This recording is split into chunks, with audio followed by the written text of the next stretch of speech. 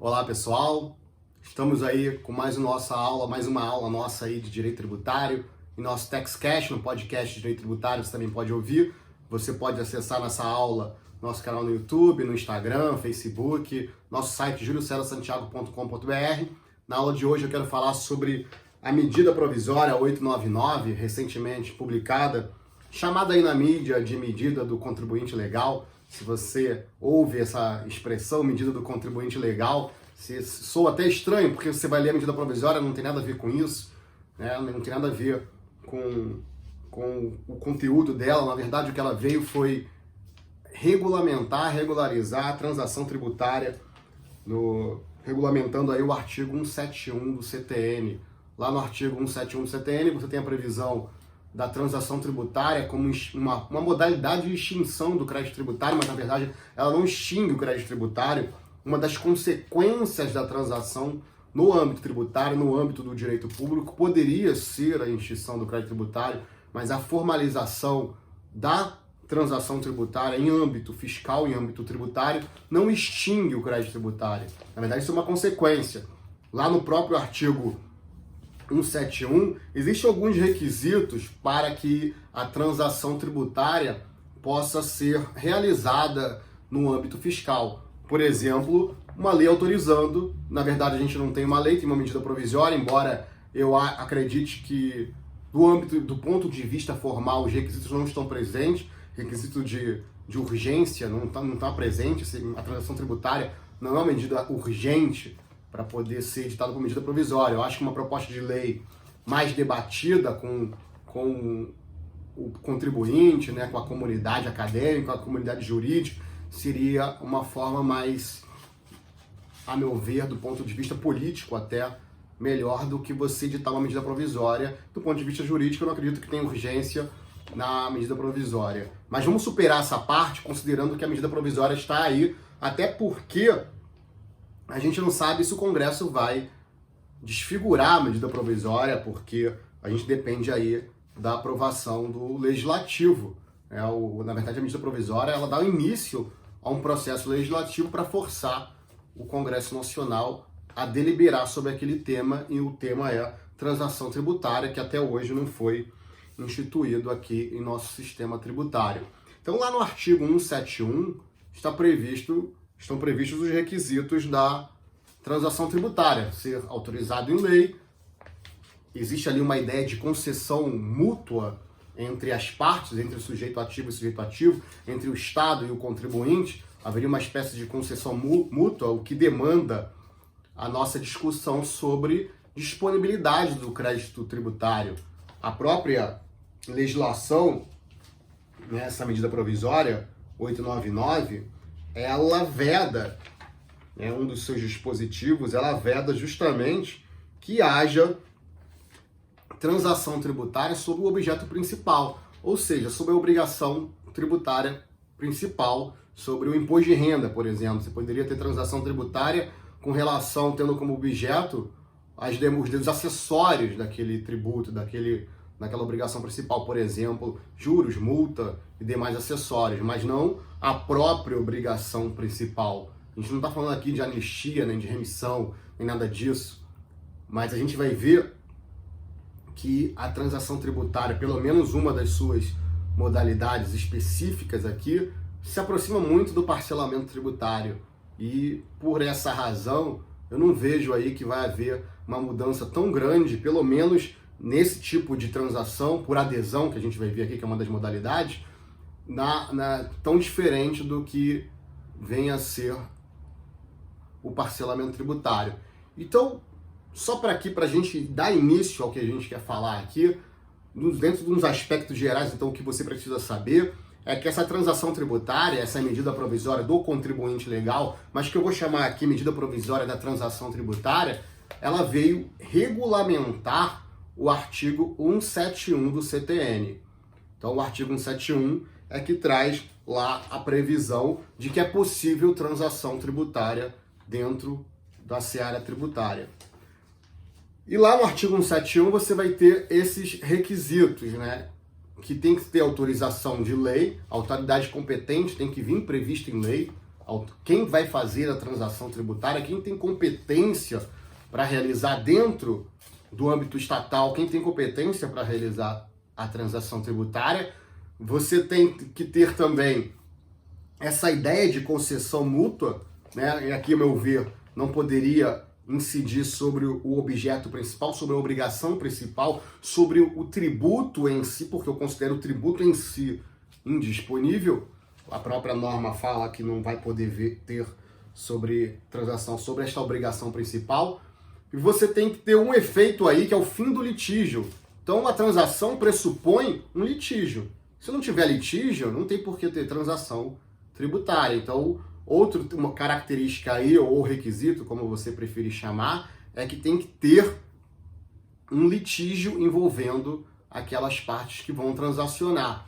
E um quarto elemento aí, requisito, característica, que a gente pode mencionar é o efeito, a consequência de haver a extinção do crédito tributário. Mas essa consequência não precisa ser imediata. A transação tributária, ela possibilita a extinção do crédito tributário. Um dos efeitos é esse. Não é igual o pagamento, que extingue o crédito tributário ali imediatamente. Você pagou, extinguiu o crédito tributário. Não é também igual o parcelamento tributário, que tem um dos efeitos a suspensão da exigibilidade do crédito tributário. A transação, ela foca na extinção do crédito tributário, ainda que isso não seja imediatamente extinto, mas o litígio que envolveu aquela discussão tem que ser extinto. Por exemplo, um processo de execução fiscal ou um processo de uma ação anulatória de débito fiscal, um embargo da execução fiscal. Então, aquele litígio tem que ser extinto. Se ele não for extinto, tem algo errado aí. E isso seria uma exceção. Então, esses são dentro aí dos requisitos da transação tributária. A transação tributária, e a norma prevê, a medida provisória ela traz 3 modalidades de transação, mas eu estou considerando aqui apenas 2 modalidades, sendo que eu vou falar apenas de uma modalidade. Por que isso? Porque o contexto da transação tributária envolve, a meu ver, assim, o contexto que originou a transação tributária foi justamente o congestionamento do judiciário. O judiciário está congestionado e ele não consegue mais prestar, dentro da seara tributária, uma jurisdição séria por conta do congestionamento de execuções fiscais. Existem muitas execuções fiscais. A Procuradoria da Fazenda Nacional está buscando meios paralelos à judicialização para poder fazer a cobrança do crédito tributário. Por exemplo, o protesto é um exemplo disso. O regime diferenciado de cobrança de crédito da Portaria 396 é outro exemplo disso. Então, meios para desafogar o judiciário, a Procuradoria vem buscando por conta das últimas alterações internas aí de legislação de portaria, por meio de portarias. Então, esse para mim é um contexto da transação tributária. Ela surge nesse contexto de congestionamento. Então, ao meu ver, das modalidades, isso você vai ver lá no artigo 2º da medida provisória, ele traz 3 modalidades, incidido aí em determinados âmbitos espaciais e relacionado a determinados limites de valor. Então, você tem uma primeira modalidade de transação em cima da cobrança da dívida ativa, e, a meu ver, envolve mais execução fiscal. Você tem uma transação, uma modalidade de transação que envolve o contencioso judicial ou administrativo, essa seria a segunda modalidade. Então, você tem uma primeira modalidade, que é a transação envolvendo a cobrança da dívida ativa. Você tem uma transação tributária envolvendo o contencioso judicial ou administrativo, seria a segunda modalidade. E você tem uma terceira modalidade aqui, que ele chama, a medida provisória chama de contencioso administrativo tributário de baixo valor, que seria da competência para firmar da Secretaria da Receita Federal. E aqui, a meu ver, aqui já não haveria aí um litígio propriamente dito, naquilo que a gente entende de contencioso tributário, administrativo ou judicial. Haveria uma investigação da Receita, provavelmente, envolvendo aquele valor, uma autuação que ainda não se tornou, de repente, um litígio, um auto de infração de contribuinte nem sequer quis litigar, mas, de repente, quis aderir a uma proposta de transação. E aqui, a meu ver, é o que eu, numa reflexão preliminar, é que eu acho que não estaria muito caracterizado como transação e estaria muito próximo de um parcelamento tributário, onde haveria aí uma adesão do contribuinte àquela forma de pagamento do tributo. Por exemplo, como aconteceu no passado com o Refis, o contribuinte ia lá e aderir àquela possibilidade de pagar com alguns benefícios ao determinado prazo, né? De acordo aí com o prazo. Então, dentro dessas modalidades, que aí eu vou resumir a duas, que é a modalidade que envolve uma transação em cima da cobrança da dívida ativa, quando o débito já está inscrito em dívida ativa pela Procuradoria da Fazenda Nacional, né? Ele está falando de cobrança em dívida ativa, de débitos inscritos, e também uma outra modalidade que é relacionada ao contencioso tributário. Eu não vou tratar dessa do contencioso tributário, que eu acho que ela trata de uma questão de transação por adesão somente.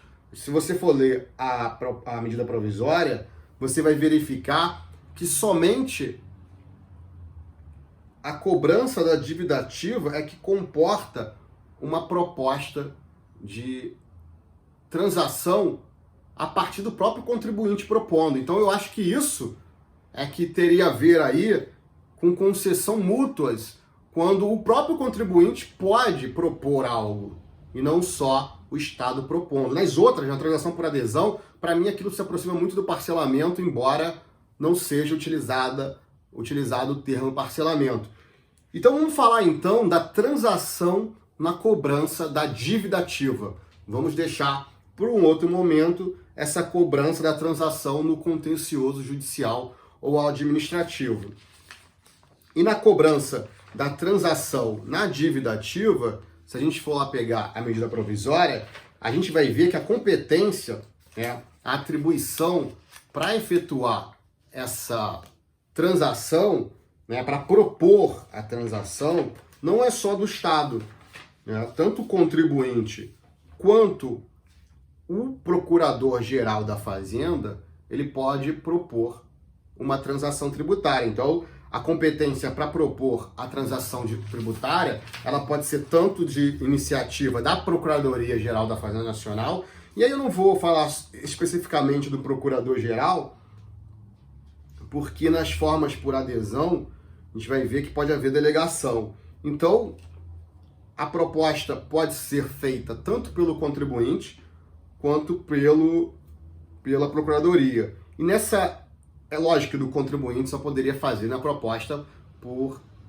na transação individual, né? O contribuinte está com um problema lá de execução fiscal e aí resolve propor a transação, olha, eu só posso pagar esse valor aqui.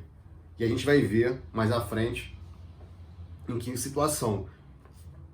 Então, o contribuinte, quando ele efetua a proposta de transação, ele tem que assumir alguns compromissos, isso vai estar lá no termo da proposta, para que, caso ele descumpra um daqueles termos, a rescisão será efetuada por conta do descumprimento do compromisso pelo devedor.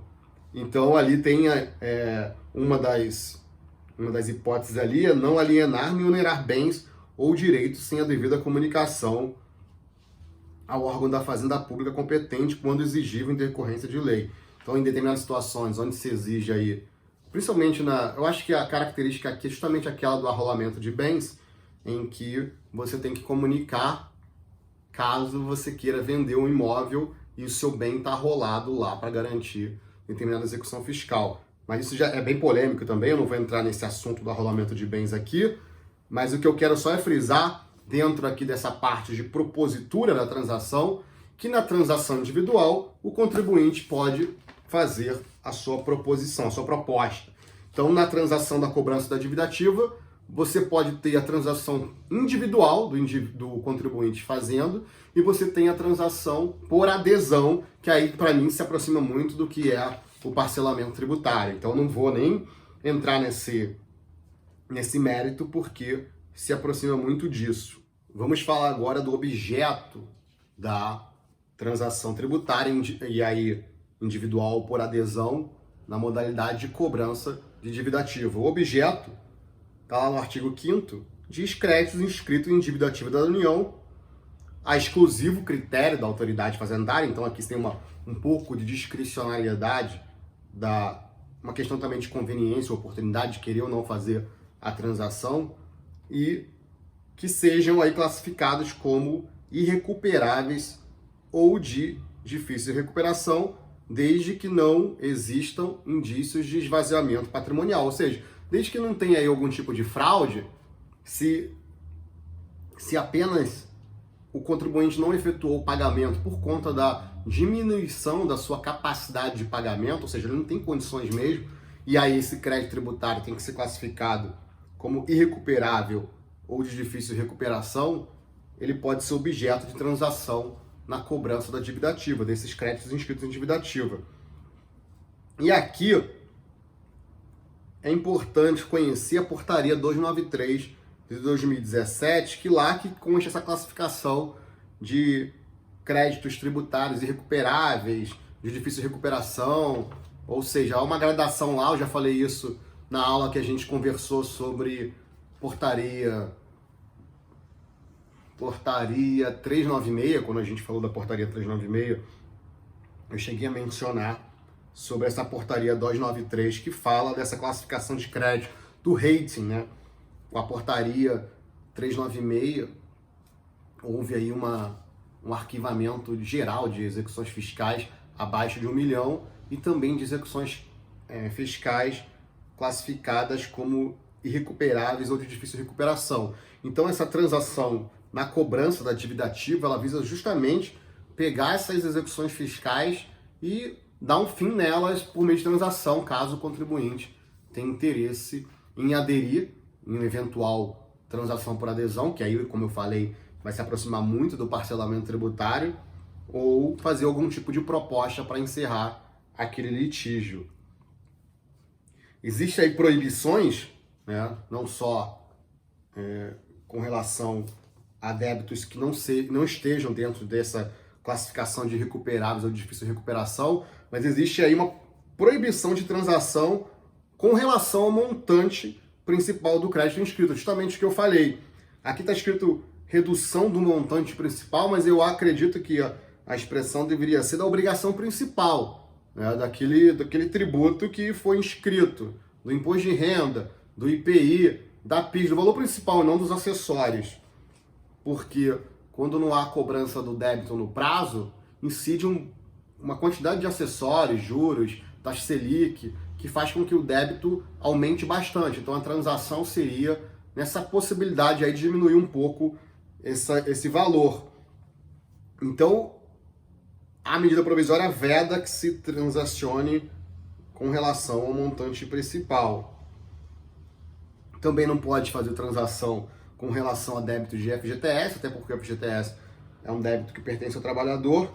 Não pode haver transação em débitos que não estão inscritos em dívida ativa da União, nessa modalidade, transação sob dívida ativa, na cobrança da dívida ativa. Por quê? Justamente porque não está inscrito em dívida ativa, então não tem por que fazer transação utilizando essa modalidade, ou seja, fazendo uma proposta individual, se o débito não está nem inscrito. Então, se não está inscrito, não pode fazer proposta individual, porque as outras modalidades, ou a outra modalidade que eu não vou comentar aqui, mas que é a do contencioso judicial ou administrativo, para pôr fim àquele litígio, quando há uma discussão relevante envolvendo determinado tema, ali não há necessidade de débito estar inscrito de dívida ativa, mas também não há a previsão de que se possa fazer uma proposta individual. Só tem lá a previsão de transação por adesão e da competência do ministro de Estado da Economia, que não é o caso aqui, onde a competência para fazer a proposta é tanto por iniciativa do devedor, quanto do Procurador-Geral da Fazenda Nacional. Existem alguns limites para que a transação possa ser feita. Por exemplo, não pode haver transação que supere o prazo de 84 meses, ou seja, 7 anos. Eu acho muito um prazo de 7 anos para terminar um litígio. Você está eternizando o litígio. Eu acho um prazo exagerado para transação de 7 anos, quando que a gente tem parcelamentos simplificados, onde o contribuinte pode efetuar o parcelamento com um prazo de 60 meses, por exemplo. Então eu acho que 84 meses ficou um prazo exagerado, mas está previsto aqui na norma 84 meses a partir da formalização da transação, a partir do momento em que há a assinatura do termo de transação. Então ele tem 84 meses para, por fim, para extinguir o crédito tributário, e aqui vai ficar como um parcelamento, né? Em 84 meses você fazer o quê? Pagar uma parcela para tentar extinguir o crédito tributário. Tem também aqui outro limite, então não só o limite de tempo, mas o limite de percentual de redução, que é de até 50%. Então, existe aqui dois tipos de limite, na verdade. Para empresas pequenas, né, pessoa física, microempresa e empresa de pequeno porte, essas três categorias, pessoa física, empresa de pequeno porte e microempresa, o prazo é mais alargado, então são de 100 meses. Tem 100 meses para efetuar o pagamento. E uma redução de até 70%. Para os demais, o prazo é de 84 meses, com uma redução de até 50%. Então favoreceu mais a microempresa, as pessoas físicas e as empresas de pequeno porte, até porque a Constituição prevê uma proteção maior para a empresa de pequeno porte e para a microempresa. Aqui uma questão relevante é que a medida provisória prevê expressamente que a transação não suspende as exigibilidades do crédito tributário. E aqui a gente precisa fazer um parêntese.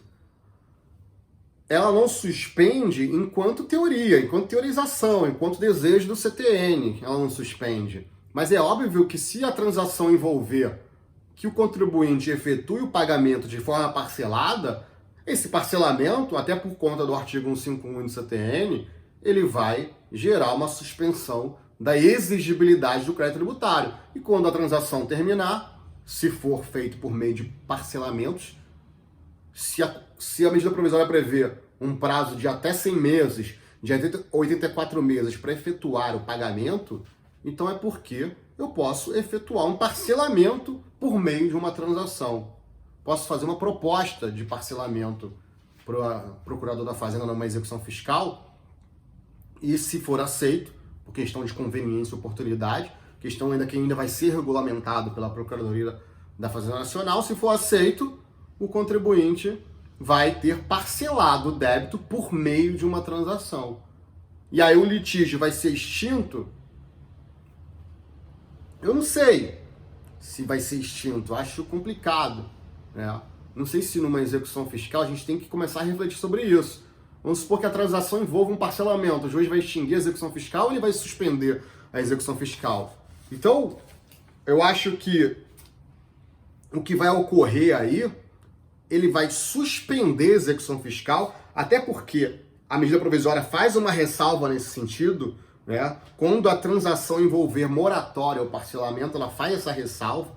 Então, se houver uma transação com previsão de parcelamento, de o contribuinte efetuar o parcelamento do débito, vai acabar virando parcelamento tributário, igual aconteceu com o Refis, PAEX, PAEX, todos aqueles parcelamentos que tiveram no passado. Então, o contribuinte avisa o juiz, ou o procurador avisa o juiz, olha, efetuamos uma transação. Ah, mas que transação é essa? Deixa eu ver aqui que transação é essa. Ah, homologa a transação, o juiz vai homologar, não vai homologar, vai independer de ele homologar ou não, está lá suspenso a exigibilidade do crédito tributário, porque o artigo 151 diz que suspende. Então, esse artigo que diz, na medida provisória, que a proposta de transação não suspende, e aí a gente pode até entender que a proposta não suspende, mas a transação, uma vez formalizada, que traga um parcelamento, esta sim suspende a exigibilidade do crédito.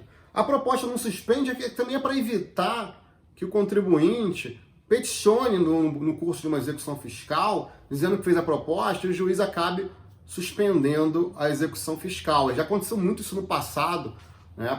Se apresentava petições dizendo que estava suspenso, e às vezes a Fazenda, por uma questão até burocrática, interna, não conseguia responder no prazo que o juiz queria, e o juiz suspendia aquela execução fiscal, e antes desse controle todo virtualizado que existe hoje, os processos físicos, isso já demandava um pouco mais de tempo e muitas vezes o débito acabava prescrevendo porque o contribuinte não consolidou aquele parcelamento e não se avisou a tempo o juiz, né, por conta da burocracia interna. Mas isso é uma questão mais de gestão tributária.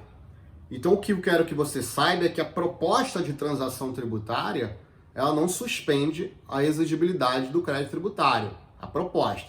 Mas uma vez feita a transação tributária que envolva um parcelamento, aí sim vai haver a suspensão da exigibilidade do crédito. E uma vez que a transação foi cumprida, vai haver a extinção do crédito tributário, então o litígio vai ser extinto. Então, eu acho que para efeitos práticos isso não está dito na norma, embora um dos requisitos da transação é o fim do litígio, e aí para mim fica muito difícil numa execução fiscal o juiz dar uma sentença de extinção da execução fiscal, aí parcela o débito por meio da transação, mas aí o contribuinte não cumpre e vai fazer como? Vai inscrever de novo o débito endividativo e ajuizar uma nova execução fiscal? Ou seja, o litígio vai piorar. Eu acho que, então, nesses casos, quando envolver parcelamento, quando o crédito tributário não for extinto imediatamente, eu acho que a execução fiscal tem que ficar suspensa até que as partes resolvam essa questão. E é justamente isso que está previsto lá na medida provisória, lá no artigo 6º, parágrafo 1º.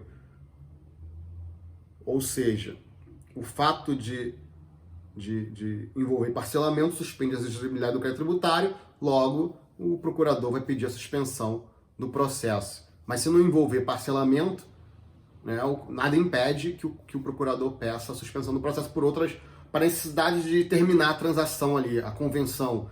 Se pedir a suspensão de um débito que não está para prescrever, pedir uma suspensão de 6 meses, 90 dias, para que as partes cheguem a um acordo, isso está previsto no CPC, isso tem lá, já havia no CPC antigo, tem no CPC novo, a medida provisória também prevê essa possibilidade. Então aqui o que eu queria que você soubesse nessa parte de suspensão da exigibilidade é que a proposta de transação não suspende a exigibilidade, mas se envolver parcelamento, vai suspender a exigibilidade. E o efeito prático disso em execução fiscal é que a execução fiscal, uma vez suspensa a exigibilidade, vai suspender, obviamente, a possibilidade de prosseguir na execução fiscal. E na minha opinião, eu acho que o fato de haver uma transação que não extinguiu o crédito tributário não autoriza extinguir a execução fiscal, mas pode suspender ali por convenção das partes e o juiz aceitar essa suspensão. Uma outra questão aqui é na questão da rescisão da transação. Quando que a transação vai ser rescindida? E aí é quase que das mesmas formas do parcelamento tributário. Se o cidadão não cumpriu, se o contribuinte não cumpriu os termos daquela transação, não efetuou as parcelas que deveria pagar, então a rescisão vai ocorrer. Mas existe aqui a previsão de alguns requisitos mais objetivos, mais específicos, como, por exemplo, se aquela empresa entrou em falência, a transação é rescindida. Se houver uma informação de esvaziamento patrimonial, a Receita Federal informou que aquele contribuinte está dilapidando o patrimônio, a transação também vai ser extinta. Esse era um grande problema que a gente tinha no parcelamento tributário, porque o contribuinte efetuava o parcelamento e aproveitava esse momento para dilapidar o patrimônio. Lógico, contribuintes mal intencionados dilapidavam o patrimônio e aí quando conseguia fazer isso, parava de pagar o parcelamento. Quando a Procuradoria ia retomar a execução fiscal, aquele contribuinte já sumiu do mapa, já não tem mais bem nenhum, e aí o parcelamento se tornou não efetivo. E aqui vai acontecer a mesma coisa, A transação tributária vai ocorrer, só que se houver um indício aí de esvaziamento patrimonial, de o contribuinte estar dilapidando o patrimônio ou de débitos vultosos, ele não comunicou que precisa vender ou alienar determinado bem, a transação também vai ser rescindida sem possibilidade de ser retomada. E o que acontece? Quais são os efeitos dessa rescisão? O débito vai ser cobrado integralmente e aí, lógico que deduzido os valores pagos, como é feito no parcelamento também, mas o débito vai ser cobrado integralmente, aqueles descontos não vão surtir os efeitos da transação.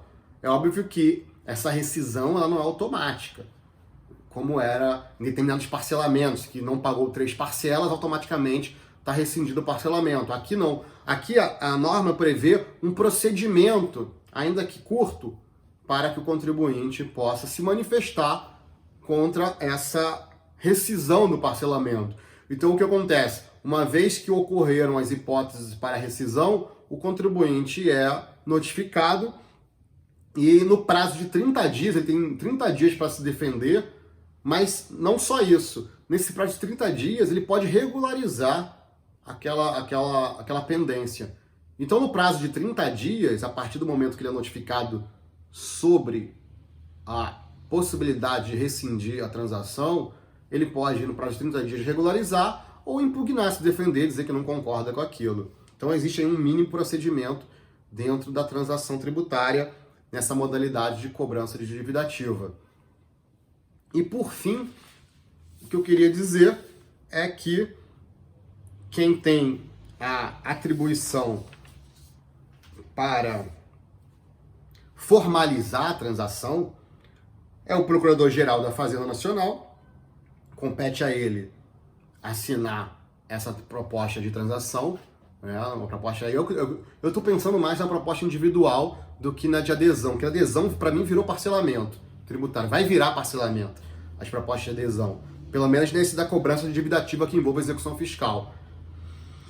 Mas a lei prevê que pode aí haver delegação. Então, o que vai acontecer? O Procurador-Geral não tem como assinar todas as transações que forem aparecer pelo país. Então, vai haver delegação para as unidades locais, para os chefes das unidades locais e que dirá também subdelegação. Os chefes vão subdelegar, de repente, numa divisão como a Divisão de Assuntos Fiscais do Rio de Janeiro, que é uma divisão grande, onde pode ser que aconteçam várias propostas e para que aquilo não fique parado, pode ser que haja uma subdelegação para o procurador que estiver de frente ali no processo, lógico, com base em determinadas cautelas que serão ainda regulamentadas pela Procuradoria. Então, eu acho que, por enquanto, é isso que eu queria falar, né? Eu queria só dar esse panorama geral, falar sobre as modalidades, né, que existem. Eu só falei da transação na cobrança da dívida ativa, que ela pode ser por adesão ou individual. Para mim, a adesão vai acabar virando parcelamento. Acho que a individual é que é mais interessante, que é algo que ainda não aconteceu no sistema tributário brasileiro e que pode ser mais interessante para encerrar litígios.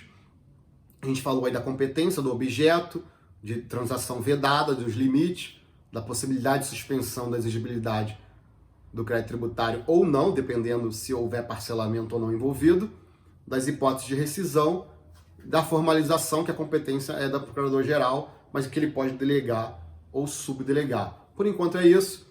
Eu vou, na próxima aula, vamos ver se a gente fala sobre transação da outra modalidade, que é do contencioso, que aí envolve outro tipo de reflexão, e a gente se vê aí na próxima aula. Não esquece de deixar aí seu comentário, sua dúvida, caso você tenha. Estiver ouvindo o podcast, saiba que você pode também assistir nos canais do YouTube, nas redes sociais, e é muito fácil me encontrar aí nas redes sociais. Forte abraço, a gente se vê aí na próxima aula.